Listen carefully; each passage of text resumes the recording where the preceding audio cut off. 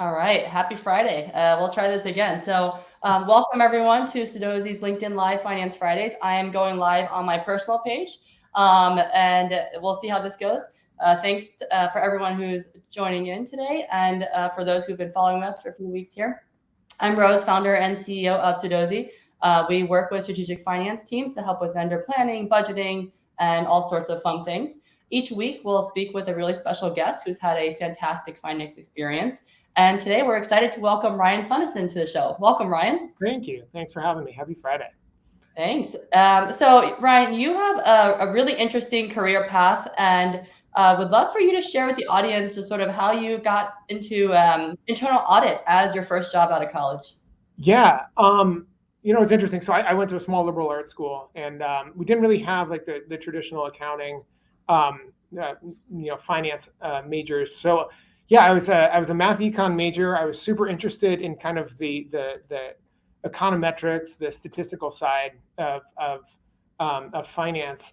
And I kind of made the decision after graduating that I didn't want to take the route that a bunch of my friends were taking into either investment banking or into consulting, not just for the lifestyle choice, but because I just wanted to get a little bit deeper understanding of how business operates. I kind of fell backwards into my first job as a private company that is called Consolidated Electrical Distributors, and they operated effectively like these mini Home Depots all over the country. I think they had like 550 locations, and they catered to electrical contractors. And so each of these little shops, needed to have inventory audits. They needed to have financial reconciliation audits, and then operational audits as well. So so I spent a couple years right out of college traveling to every small town west of the Mississippi to visit these little shops and help traditionally non-finance people through kind of the financial close process that each of these stores did.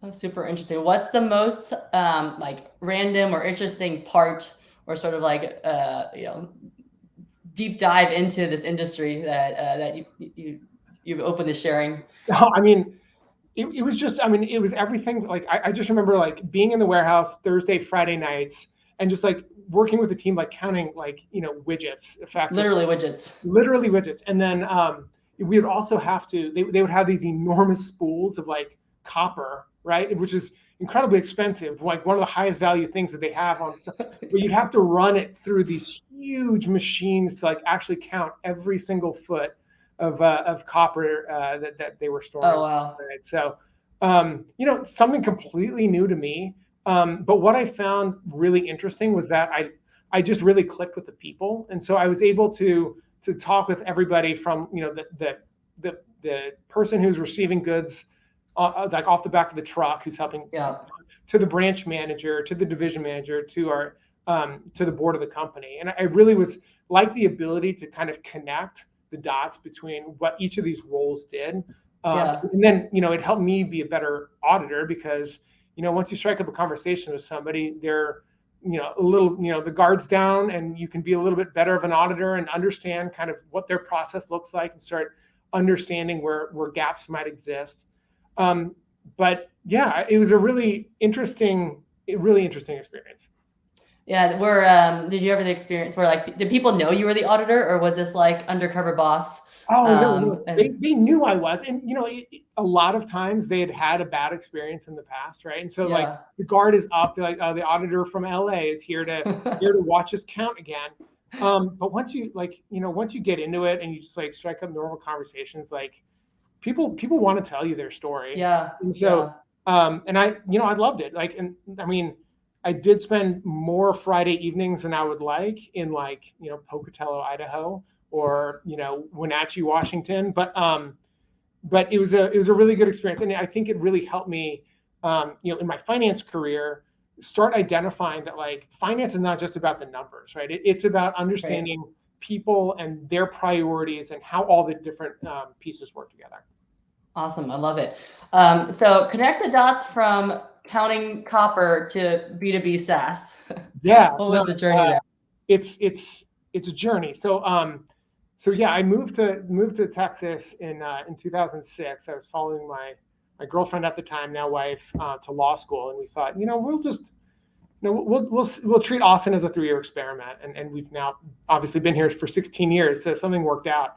But I transitioned when I moved here from that private company to a multinational company here in Austin called National Instruments, and I took on the role of internal auditor there, but I was covering like global regions now. So I had the Americas and Asia were my region, and so and being a publicly traded company in like I'd say the first iteration of Sarbanes-Oxley, like it was a whole new world of compliance, right? And Yeah, so, yeah, SOX testing when you're in Tokyo or in Shanghai is kind of crazy. And so being exposed to kind of both the public accounting needs as well as kind of the nuance that goes with the audit side, being in different countries was really eye-opening. But again, like I think the most important aspect there was just being able to connect with the people. Yeah, yeah. And so, yeah. So you didn't start with like, here are like 100 things I need you to be doing now to be compliant, but probably some other conversations to ease into that. Totally. And I think what, the good and the bad of audit, right, is you're helping, like, especially as an internal auditor, you're there to help. And I think for the most part, everybody saw that, right? Like they see you as somebody who's going to come in and hopefully help advise them on improving process and stuff. After a couple of years of doing this, like what I realized I didn't like doing was like, going into a branch, giving them a final report, and then just like parachuting out and checking back in 6 months later to see like if they followed the Did you do this? right? Yeah, it's like, did you check the boxes? And after a while, I realized like what I really wanted to do is like actually be part of that solutioning and like understanding and helping build what that process should look like instead of just telling people that they were doing something wrong. Yeah, got it. And then is that when you switched over to be in the finance department or finance manager role? Yeah, it is. And I think National Instruments was a little late to the game in like really developing an FP&A function. So before I took on that role, accountants were really doing kind of accounting and finance at the same time for their functions. And obviously, like they were accountants first and finance second. And so the whole concept of forecasting and managing not just what's happened, but what will happen is kind of a foreign concept. And so, and this is about 2009, 2010, serious downturn. The fundamentals of the business were changing. You're looking at losses for the first time, and so there was this shift to this mentality change in the finance team of like, hey, we actually need to be able to project out best case scenarios, worst case scenarios, doing real strategic planning. And so that's where we finally drove the wedge between accounting and finance and really established that kind of FP&A function. Yeah, I kind of like had almost like an outside catalyst. I was like, you really need this to focus just on this. Yeah. Loss rates are getting pretty important now. Yeah. And that company, like, I mean, they were really good at just like generating consistent profits, right? Like small percentages, but like, year over year over year, always generating similar profit. And then 2008, 2009, like it changed quickly. And so being able to help a company kind of like flex a new muscle and quickly adapt was really exciting. Yeah. Well, they were lucky to have you at that point to be able to drive that change. Yeah. And so, obviously, like that's not B2B SaaS, right? So almost there. Yeah, again, so one of the things I realized about being at a public company is you are beholden to that kind of that quarterly cadence. Processes are slow to change. I remember like implementing whatever Oracle's first FP&A tool. I think it was called Hyperion, right? It was a painful process. It took like more than 12 months to get that thing set up correctly. And it's like there has to be like a better way. And so I just happened to have coffee with the finance manager, finance leader at Spreadfast, and they were, I think, about 25 million of ARR at the time. He said, "Hey, come on over here. Like, I need help building out an FP&A function. We're going through a fundraise and doing an acquisition and just all those kind of growth things that were super exciting." And that was kind of the impetus to hop head first into SaaS. What was early days of you being in B2B SaaS? What was like an aha moment that you had in SaaS that you hadn't experienced yet in your earlier career? Managing burn. Like, I mean, it seems so simple. Like after you've been in it and like comfortable with the idea of like losses, um, it makes sense. But yeah, I remember the first couple months coming in and being like, wait, how much is going out the door versus how much is coming in? Like, how is this sustainable? Just like coming to grips with like and becoming comfortable with managing to a burn number, I think was the biggest one. Yeah. And I know reading some things like potentially more M&A happening in the next 12 to 18 months. Any quick anecdotes on your experience there? M&A is, or just transactions in yeah. general? Yeah. Well, I think, like in my experience, M&A is harder than you expect it's going to be. It's going to take longer and it's going to cost more, and it's not going to be as great as you anticipate, right? There aren't as many synergies out there. Right. And it's painful, right? And I think, so, like the concept of M&A is great, but like the actual execution is really, really hard to do right. And I don't even know if there is a way to do it right. But just getting really comfortable in what you're actually purchasing. Yeah. And I've been through a couple now, on both the purchasing and getting purchase side, and yeah, they're all rocky. And and it's not just the financial aspect. It's you're changing company culture. You're changing the way like people are feeling about the business and how they operate day to day. And yeah, there's a lot of choppy waters. Yeah. And so you parted ways with Spread Fast, and now you're at Ontic. So share, love to learn a little bit more about Ontic. Yeah, Ontic is a enterprise B2B SaaS. So we work with some of the biggest companies in the world, and we are purpose built to help physical security teams manage their threat landscape. And so think about a company has customers, they have employees, they have executives, and they have physical locations that they're all trying to keep safe all the time.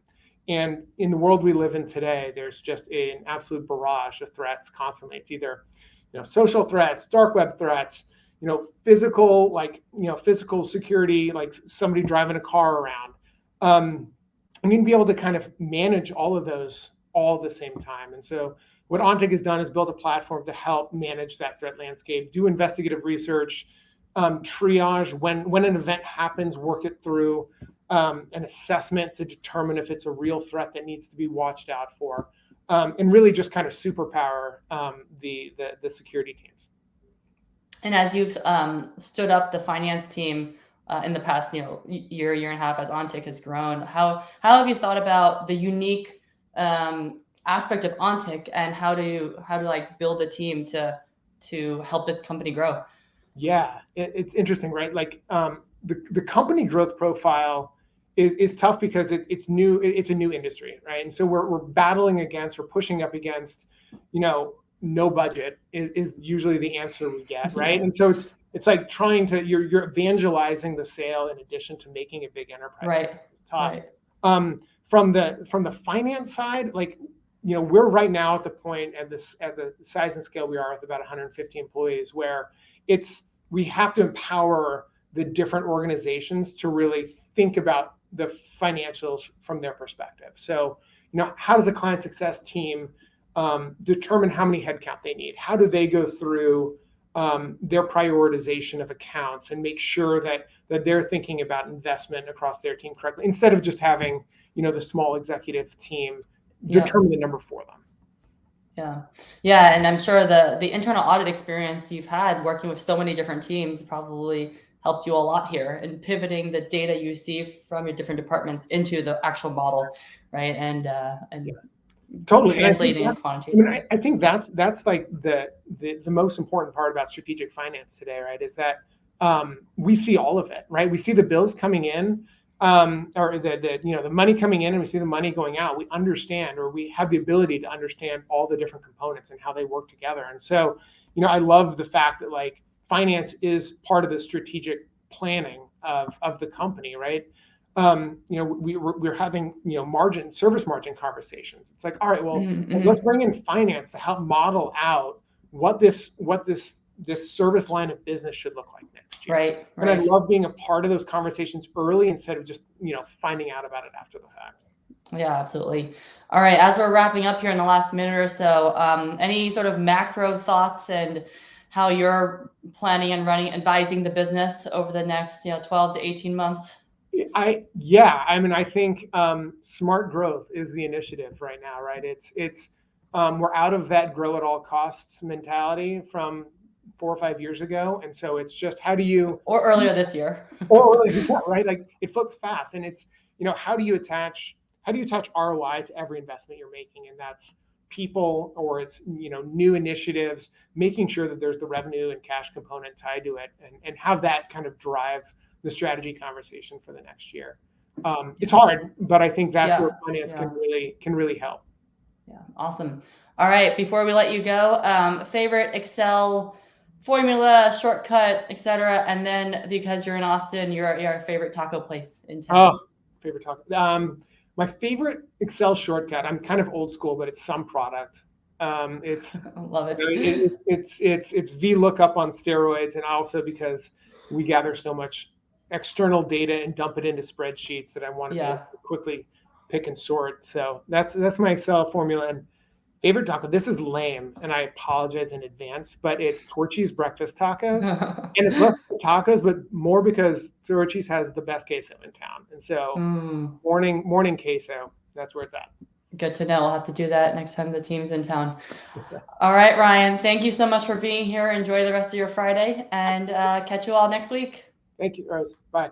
All right.